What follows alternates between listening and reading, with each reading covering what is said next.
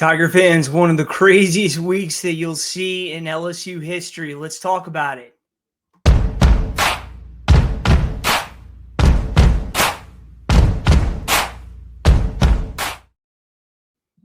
What's going on, everybody? Thanks for joining me again. I'm Teddy Brennan here on Louisiana Boot Crew Media Friday night. Happy Halloween to everybody. I know spirits are high. Honestly, you couldn't ask for a prettier night. Just a great night to dress like Batman, or Batwoman, whichever you guys prefer. But, just what an absolutely just insane week. It all started Saturday night with the Tigers just getting absolutely embarrassed by Texas A&M in Death Valley, 49-25. You saw the crazy Texas A&M celebration after, and look, heads needed to roll. And so that's when Sunday got going, and it was an absolute it was a shit show, to say the least. There's so much reporting, so many in quote sources. Nobody knows the exact story, but it just seemed like Brian Kelly he lost any allies that he had that night. And so come Sunday, it was pretty clear he was going to be on the way out. I think what kind of threw things off a little bit for Tiger fans and basically everybody associated and on a national level too was the involvement of Governor Jeff Landry. And so, that's been talked about ad nauseum this week. Governor Landry has been on a bunch of different interviews and podcasts, and so he's definitely made his voice heard. And so, look, it's one of those things you don't want politics to get involved with any of this, but frankly, that's just kind of been the nature of the beast when it comes to LSU and LSU football. Going all the way back to Huey P. Long, and so let's not act like it's not there. But Jeff Landry, he's not going to be making the next hire.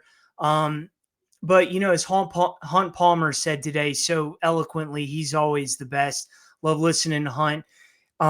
Just that he was so disingenuous when he was talking about Kelly's contract and just and that was made very clear today, with the Board of Supervisors there with Verge Osbury, that the taxpayers have never been and never will be on the hook for paying an LSU football coach. And that's taken care of by the boosters. The boosters are going to take care of that. They're going to take care of the NIL.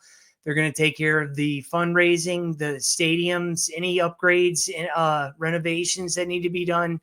That's all boosters. And so I think that was a great point by Hunt. It was very much appreciated to hear him say that. But, look, Brian Kelly gone on Sunday, and then more fireworks started to really come up. I think it was on Tuesday or Wednesday when Jeff Landry said that Scott Woodward would have absolutely no say in the next hire of the head football coach. And then that kind of just made you scratch your head and said, okay, well, so if he's not going to have anything to do with this, then what is his role moving forward? And so we found out last night that Scott Woodward would be on the way out. It's bittersweet, honestly. Look, he hired a coach he with a terrible contract, a coach that, really, excuse me, he really checked out, was playing too much golf and going to the beach a little too much, and letting, too much of a CEO role. That may have worked 10, 15 years ago, but with the arms race that it is in college football now, particularly with the portal and NIL, you got to be on this 24/7. And frankly, Brian Kelly was not. He was always a day late and a dollar short. And so, but Woodward, look, 7 championships under his watch. You have to give him credit where credit is due. He oversaw that 2019 magical national championship with Ed Orgeron and Joe Burrow and company. He's won a couple national championships in baseball, went and got Kim Mulkey, and they won it a couple years ago with Angel Reese. And so he's overseen a very successful athletic program. The problem is the football program. And look, the football program hasn't been terrible. They really, really haven't. I mean, 2 10 wins, 9 wins. And so but that's just not enough. And Brian Kelly, he's the one that said, "Judge me year 3." They clearly were not ready year 3. If anything, they had the team year 2. They had the offense with Jaden Daniels, Malik Neighbors, and Brian Thomas, but clearly not the defense. 2024 was not great. And so, look, they went all in. Brian Kelly, he got what he needed. He had the resources.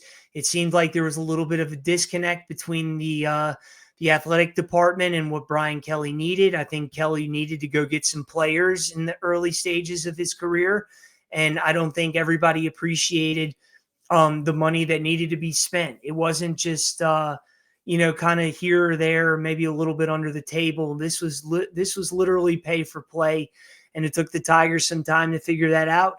LSU went out and bought the most expensive roster in college football this past offseason, the number 1 transfer portal class, and a hell of a recruiting class.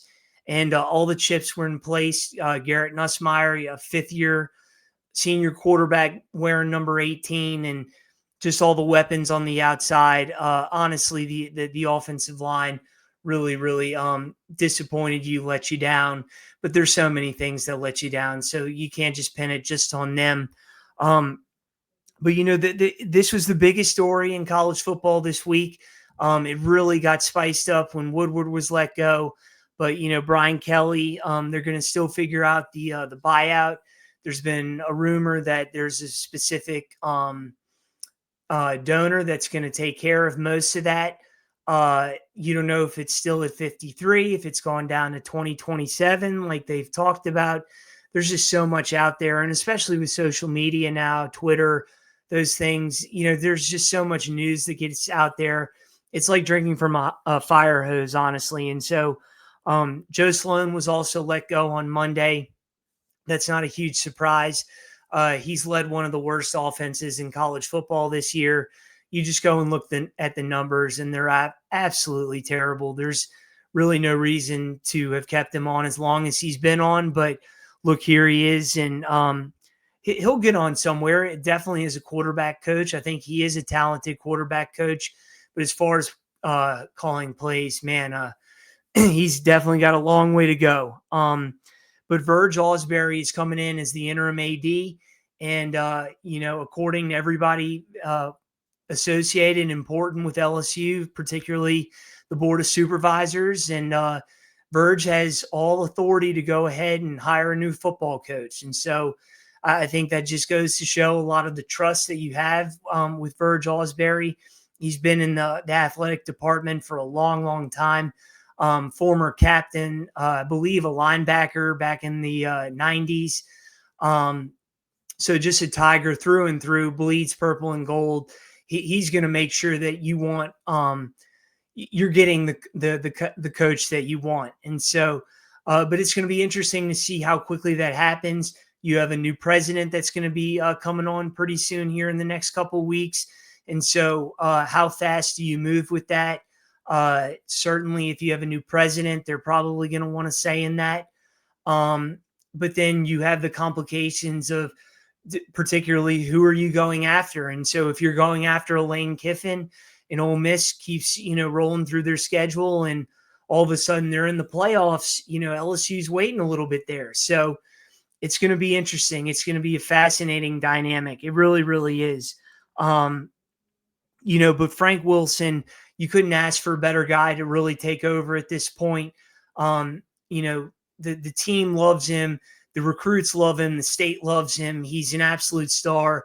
As far as I'm concerned, he should have a lifetime contract on the staff, whether that's at running back coach or something in the recruiting office, because he represents Louisiana and LSU with such class. And if you go to LSU football, Twitter, Facebook, or Instagram, there's this great interview with him. I think it was part 4, and you couldn't ask for anybody better representing you. So you add that with Verge Osbury, and the Tigers in really, really good hands right now. I know the national media, the outsiders would try to tell you that things are chaotic. And look, it hasn't been a smooth past couple days, but I think once the dust settles, LSU's in a great, great, great spot. And so with Frank Wilson, I think what was really cool is one of the first things that he did with practice was that he opened the practice to former players. He sent a text out to all former players that you're welcome at any time. Um, that's been a really big point of contention here when you just kind of hear things, through the grapevine. And then honestly, when it's just being blasted on social media that Brian Kelly was not welcoming of former players, particularly with practices and training sessions and in the locker room, the weight room things. It seemed like he was pretty open to having guys for games and spring practice and stuff, but not the in between. And, as Andrew Whitworth said, that should be a given. LSU players should always be welcome home. They're the ones that built the foundation that everyone, I mean, the fact that we even have this podcast is because of guys like Andrew Whitworth and Rohan Davey and Josh Reed and Matt Flynn and Jacob Hester and Michael Brockers. I could just go on and on. Tyrann Mathieu, Patrick Peterson. I could go on and on. I know y'all could too. What's been really good though, and I think that's what's been having Frank Wilson in charge, recruiting has held steady. No decommitments. If anything, you got Kervin Johnson, a 3-star wide receiver.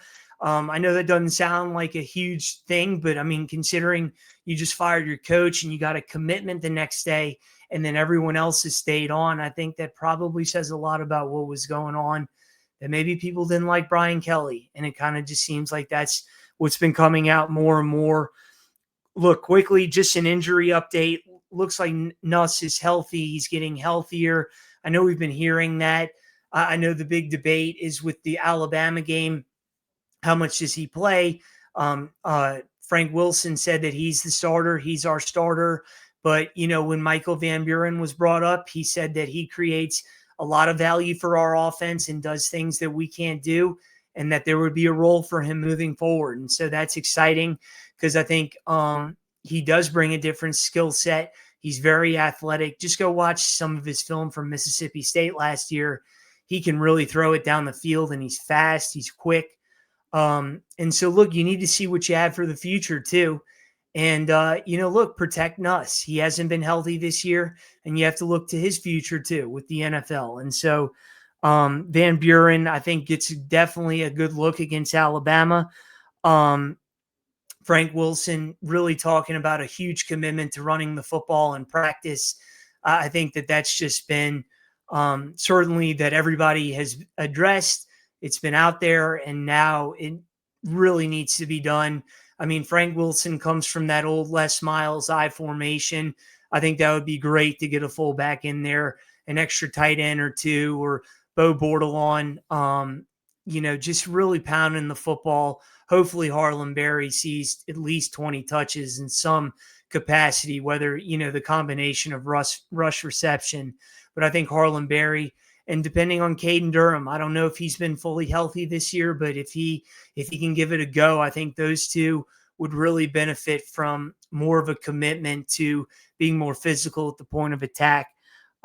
Whit Weeks is trending in a positive direction. He's not practicing, but it seems that come next week, he could be a go. And I think that he's going to want to give it a go because I think these Tigers, they realize that they have a lot to play for. Nobody's saying that they're going to make the playoffs, but, you beat Alabama and you beat Texas A&M and Arkansas. And, look, a couple things happen here and there, and you don't know. You could find yourself around 12. So that's why you play it out. Frank Wilson, I think he's just the perfect guy. I said that earlier. He's going to be on the staff, whoever the coach is next year. Hopefully Corey Raymond. You've been hearing about Ed Orgeron. He'd come back, particularly if Lane Kiffin was the coach. And as far as I'm concerned, I know there's a lot of hearsay with who could be the next coach, but it just seems like Lane Kiffin is just the guy that everybody seems to circle. And, man, would that be fun? And I think he would really take LSU to the level that I think everybody thought that they should be. And I think LSU and Lane have been eyeing each other for quite some time. But look, we're going to have more for you tomorrow. We're going to have a little bit of a roundtable sometime in the afternoon, early evening. And then we're going to have more for you moving forward this week. Big game against Alabama. We'll get some coverage from me for you. Frank Wilson's first head coach. True. head coach press conference on Monday. Exciting times. And then we're going to be hearing a lot of things about the president and potential head coaches and athletic directors. And so it's a great time. Definitely keep it to Bucru Media. Saints. A lot going on with the Saints. I know they're not very good this year, but still a lot of news coming out, trade possibilities, and then what happens moving forward. And then also with the Pelicans, a lot of rumors with Willie Green. Justin, the crew, they do the best Pelicans coverage in the area. Definitely keep it to Bucru Media. We'll be in touch. Enjoy your Halloween. I hope everybody has a great amount of candy and doesn't have too bad of a headache. Get some sleep. And what a week it's been. But for now, go Tigers.